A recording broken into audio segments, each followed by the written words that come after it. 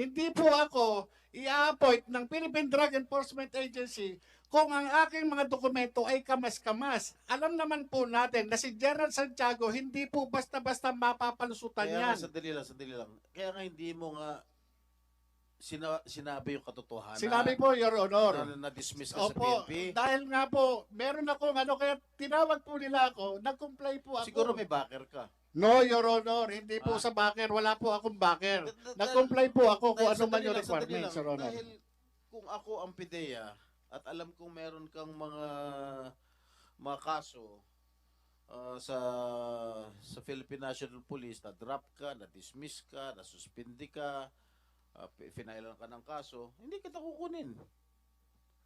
I'm sure meron kang malakas na backer para pumasok ka dyan sa PIDEA.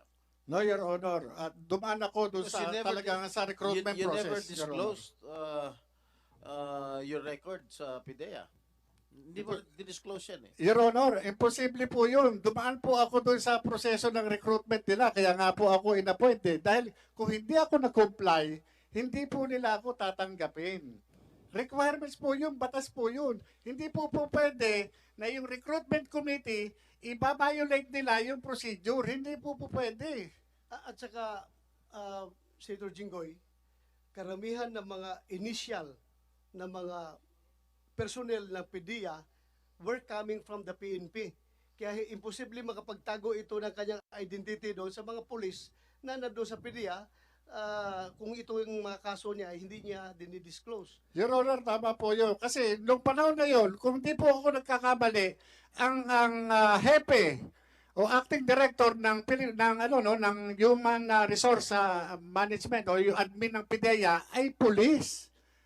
Police Commission Officer, Your Honor. Imposible ho na magkano ang mga anumang itatago ko dyan, hindi po pwede. At yung IIS, Your Honor, na nagkakandak ng background investigation, panay police.